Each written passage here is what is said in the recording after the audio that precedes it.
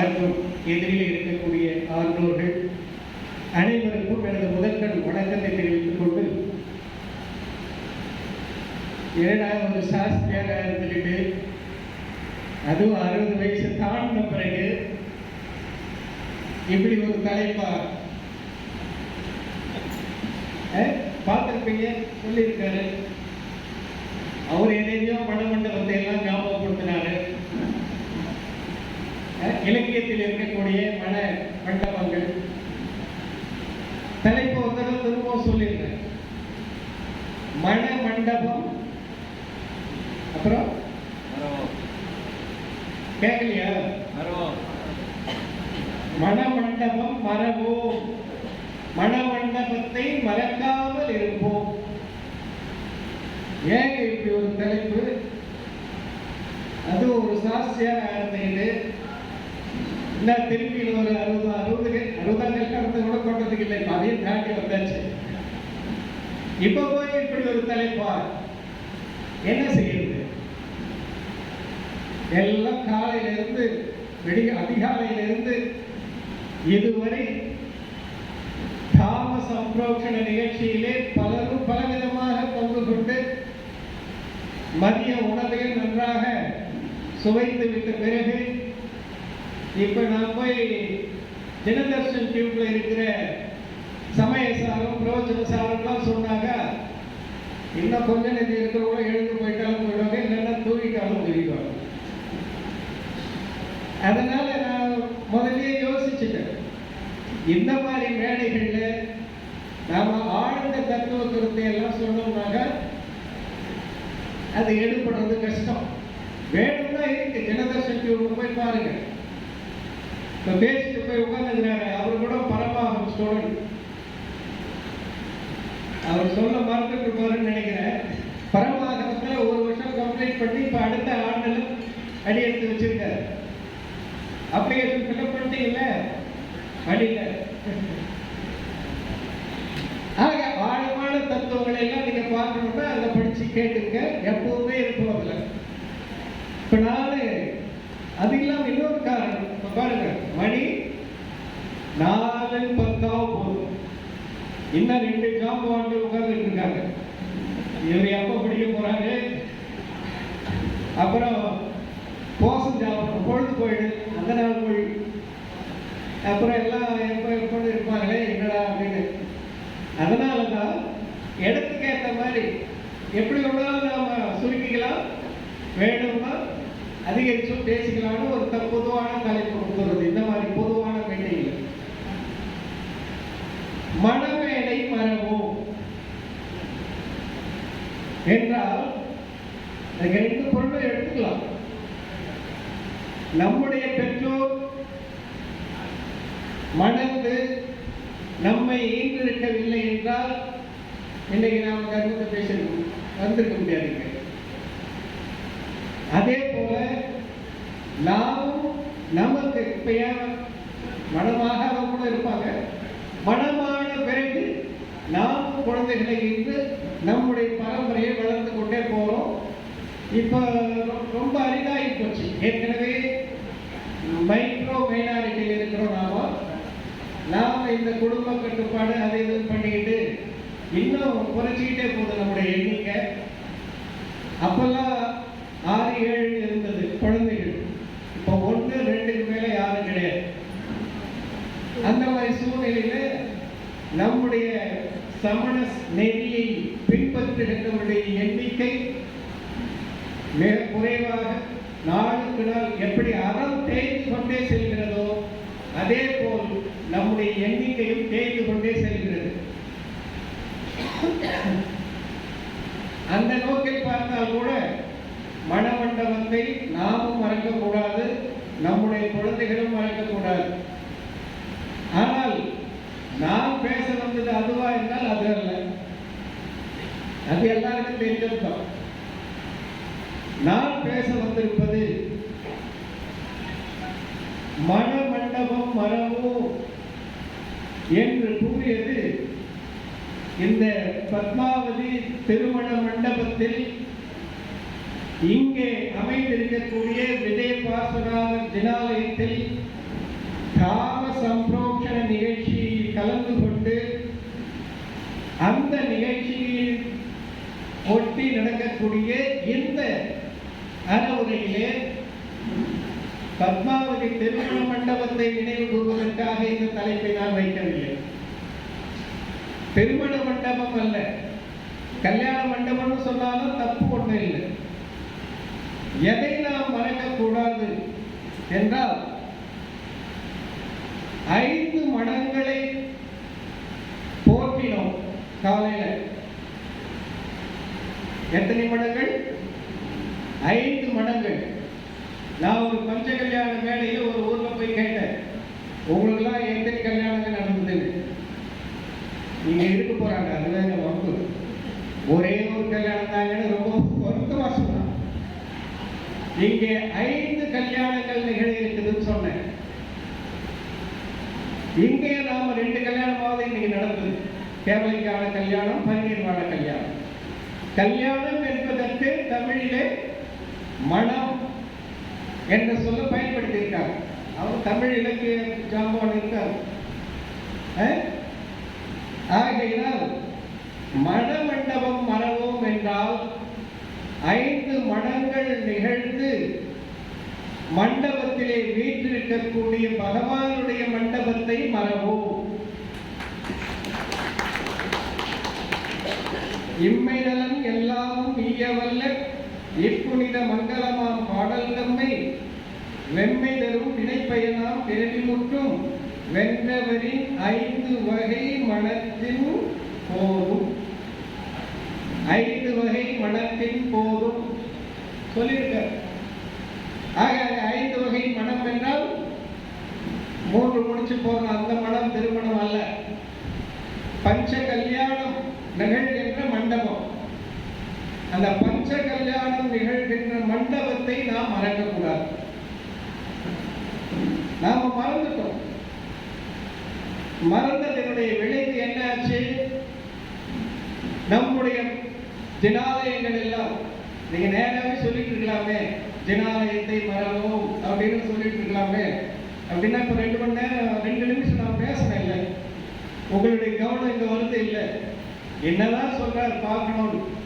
அதற்காக அப்படிப்பட்ட தலைப்பு என்ன? யாருக்கு எதுல இன்ட்ரெஸ்டோ, யாருக்கு எதுல ஈடுபாடோ, யாருக்கு எதுல ஆர்வமோ, மனம் திருமணம் அப்படின்னா உடனே நம்ம புத்துணர்ச்சி வந்துடுது. 60 வயசு தாண்டவரை சொல்லும். அதனால அப்படி ஒரு தலைப்பு கொடுத்தனே தவிர அது இல்லாத தூய தமிழ், தமிழ்ல தான் இருக்கு. நான் ஒன்றும் வேற எங்க திருச்சியெல்லாம் எதையும் கொண்டு வரல. மணமண்டபமாக இருக்கக்கூடிய ஜினாலயத்தை மறவோம். நவ தேவதையிலே ஒரு தேவதை ஜினாலயம். நான் ஏதாவது வேற என்ன சொல்லணும்? நவ தேவதா பேர் தெரியல.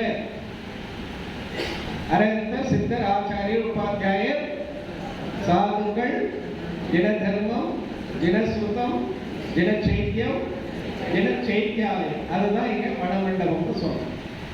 ஆக அந்த ஜின சைத்தியாலயமாக இருக்கக்கூடிய பகவான் வீற்றிருக்கக்கூடிய பஞ்ச கல்யாண நாயகனாக இருக்கக்கூடிய அந்த ஜினாலயத்தை நாம் ஒருபோதும் மறக்கக்கூடாது.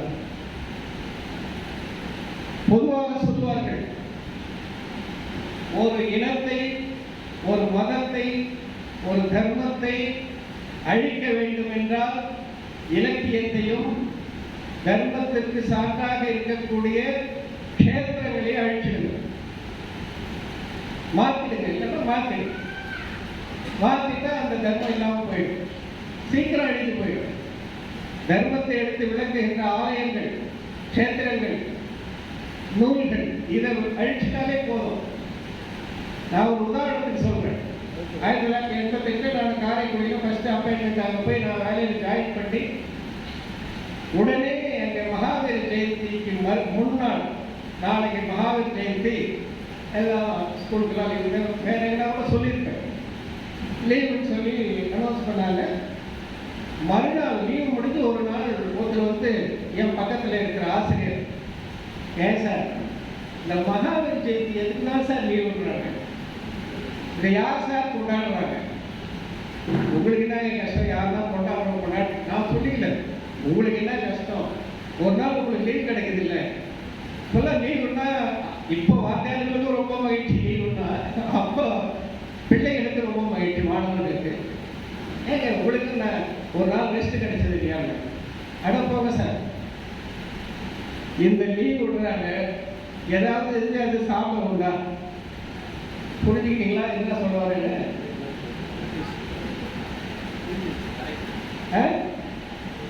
போன வருஷம் அப்படிதான் மகாவீர் ஜெயந்திக்கு லீவ் விட்டாங்க. அன்னைக்குன்னு பார்த்து ஒரு விருந்தாளி வந்துட்டாரு. எங்க வீட்டுல விருந்தாளி வந்தா அது படைச்சாமா விருந்து, இல்லைன்னா விருந்தாளிக்கு அது கௌரவ குறைச்சல். என்னங்க பண்றது? நானே கடைசியில ஒரு குளத்துல போய் குடிச்சிட்டு வந்தேன். புரியுதா இல்லையா? இன்னும் ஓப்பனா பேச போயிட்டாங்க. சொல்லல, ஒன்றும் தப்பு இல்லை. குளத்துல போய் பிடிச்சிட்டு வந்து அவருக்கு விருந்து வச்சேன் அப்படின்னு. அப்புறம் சொன்னேன், இந்த மகாவீர் ஜெயந்திக்கு ஏன் லீவ் விடுறாங்க, இதை யார் கொண்டாடுறாங்க, இதற்கு என்ன காரணம்ன்றத நாளைக்கு அசம்பிளியில் நான் பேசுறேன். சரி கேட்டுட்டு, அட பாவி, நீ தான் அந்த ஜெயினா, நீ வடநாட்டில் எங்க வந்தேன்னு நினைச்சேன். அப்ப அவருக்கு என்ன சொன்ன தெரியுங்களா? நான் வடநாட்டில் இருந்தெல்லாம் குடிபெயர்ந்து வந்தவங்க கிடையாது.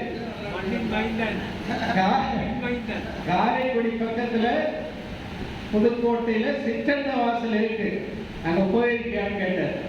அது தெரியும். அங்க என்ன இருக்கு? சமண சிற்பங்கள். அந்த சமண சிற்பங்களுக்கு உரிமையாளர்கள் நாங்க தான். யாருங்க? ஓ, சமணர்களா நீங்க அப்படின்னா?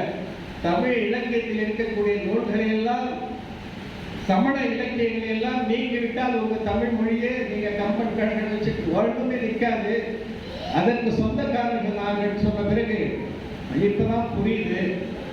எதுவுமே நான் உங்ககிட்ட இதெல்லாம் பேச பரவாயில்ல, நீ தெரியாதானே பேசுற, பரவாயில்ல. ஆக சிற்றண்ண வாசலை காட்டினேன். மதுரையில் இருக்கக்கூடிய சமண குன்றுகளை எல்லாம் காட்டி அவருக்கு சொன்னேன், நீ படிச்சிருக்க தமிழ்ல திருக்குறள், நாலடியார், ஜெய்வக சிந்தாமணி, சிலப்பதிகாரம், அதெல்லாம் என்ன யாரு? இப்ப அதெல்லாம் இல்லைன்னு வச்சுக்க, எதை காட்டி நாம ஜெயின்னு சொல்றது? நான் ஜெயினங்க, எங்க கொள்கை இதுன்னா அது அவருக்கு புரியாது.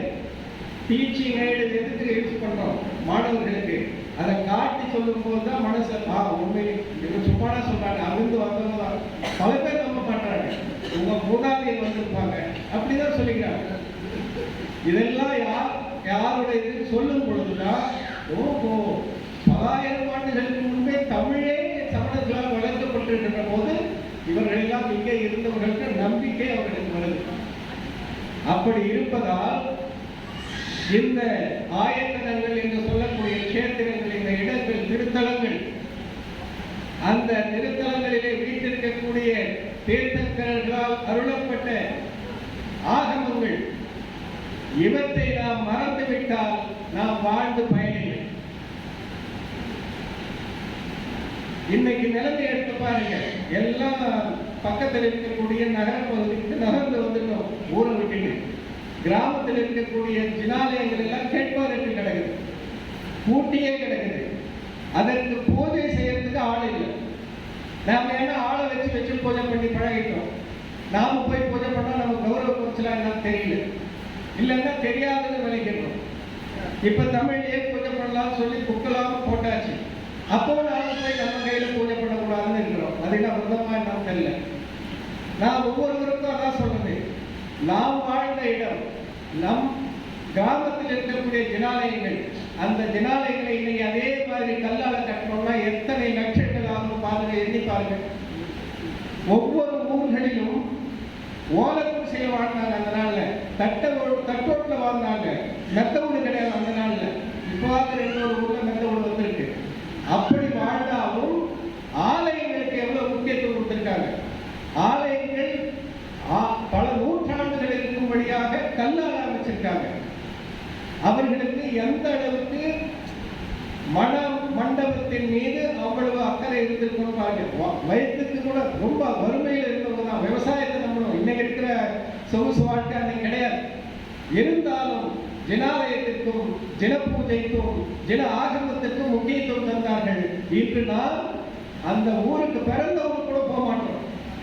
நான் ஒவ்வொரு இடத்துலையும் சொல்லுவேன், மாதம் ஒரு முறையாவது உங்க சொந்த ஊருக்கு போங்க, அங்க ஒரு விதானம் பூஜை அறவுரை நிகழ்ச்சி செய்யுங்க. எத்தனை பேர் போறோம்? நாம போகலைன்னா இருக்கக்கூடிய வயதானவர்கள்லாம் இன்னும் கொஞ்ச நாள் அதுக்கப்புறம் அந்த கோயில் பூட்டப்பட்டு விடும். இன்னைக்கு எப்படி தெற்கே இருக்கக்கூடிய ஆலயங்கள் எல்லாம் திங்களூர் எத்தனையோ கழுகுமலை, அதுக்கும் அந்தாண்ட இருக்கக்கூடிய சிதறால் எல்லாம் எப்படி போயிடுது, எல்லாம் மாற்றப்பட்டு வருது. நம்ம சில பின்பத்தை எல்லாம் வேற என்ன பகவதி அம்மன், அந்த அம்மன், இந்த அம்மன் மாற்றிட்டு போயிருக்காங்க. அதே நிலை நாம் வாழ்ந்த நம்ம ஊரில் இருக்கக்கூடிய ஜினாலயத்திற்கும் வராதுன்னு சொல்ல முடியாது. ஏன்னா நாமே நம்ம இடத்த வேற ஒருத்தர் கொடுத்துட்டு வந்துடுறோம்.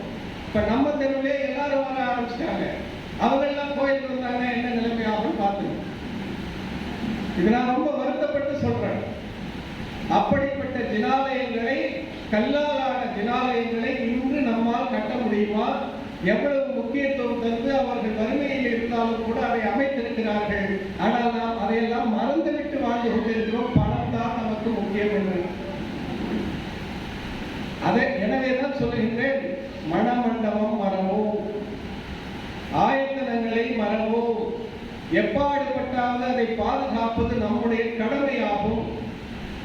இப்படிப்பட்ட இடத்திலே ஜினாலயத்தை அமைத்து இப்படிப்பட்ட நிகழ்ச்சிகளை இங்கே செய்வது போல ஒவ்வொரு ஊரிலும் ஆண்டுக்கு ஒரு முறை ஒரு பெருவிழா நடத்துங்க, ஆண்டுக்கு ஒரு முறை மகாபலி ஜெயந்தி நடத்துங்க, ஆண்டுக்கு ஒரு முறை ஆண்டு விழா நடத்துங்க. எல்லாரும் அங்க போங்க.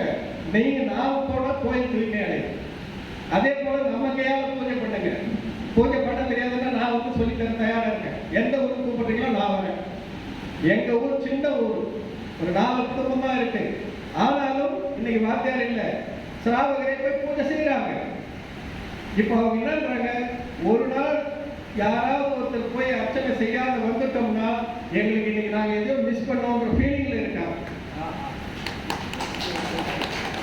இன்னொரு நிகழ்ச்சியும் சொல்றேன்.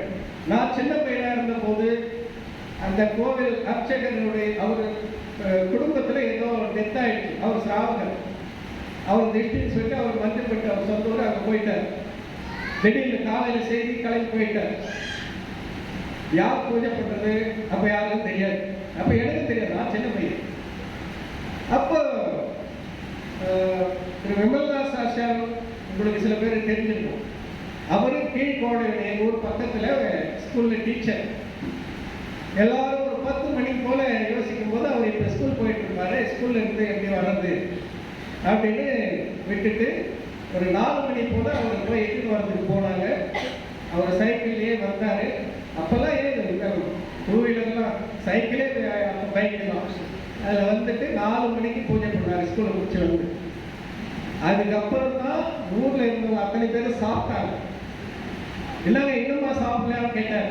ஏங்க நீங்க தான் தர்மம் சொல்றீங்க, பகவானுக்கு பூஜை ஆகாம நாங்க எப்படிங்க சாப்பிடுறது?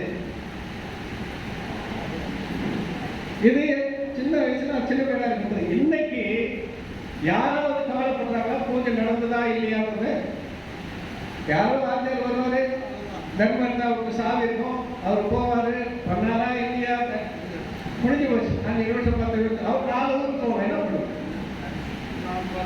இந்த நிலை மாற வேண்டும் என்றால் நாம் ஆயத்தனத்தை மறக்காமல் இருக்க வேண்டும் என்றால், அறத்தை போற்ற வேண்டும் என்றால் கண்டிப்பாக நம்முடைய ஆயத்தனமாக திகழ்கின்ற மணமண்டபத்தை மறக்காமல், நம்முடைய ஊரை மறக்காமல் ஒவ்வொரு ஜினாலயத்திலும் சென்று நாமே பூஜை செய்ய தயாராக வேண்டும். அதே நேரத்தில் 5 கல்யாணங்களுக்கு நாயகனாக இருக்கக்கூடிய இந்த ஆன்மா என்ற இந்த ஆன்ம மண்டபத்தையும் நாம் மறக்கக்கூடாது என்றால் அந்த மண்டபத்தை முதலில் மறக்காமல் இருப்போம். அதை வைத்து நம்முடைய ஆன்மா பச்ச கல்யாண நாயகனையும் போற்றுவோமாக என்று கூறிக்கொண்டு அவர்களுக்கு இடம் விட்டு நகர்கிறேன். நன்றி, வணக்கம்.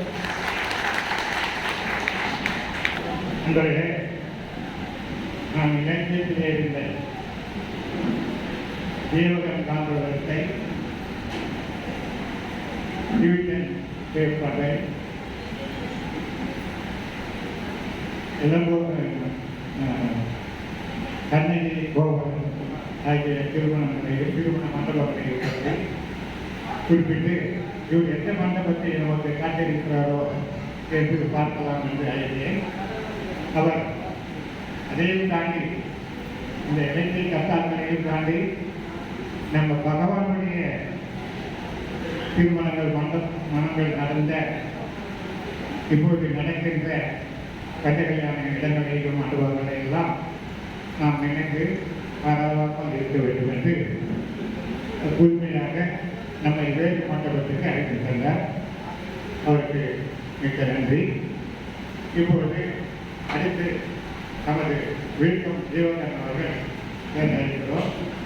அவர் விடாமுயற்சியினால் உழைப்பால் மேலும் படித்து முனைவர் பட்டம் வாங்கியிருக்கிறார். உங்களுக்கெல்லாம் அதோடு அவர் பல இடங்களுக்கு சென்று மிகவும் நம்பி சொற்பொழிவாக அவரும் பாராட்டுகிறார்கள் என்பதை எனது அறிவியல். அவர்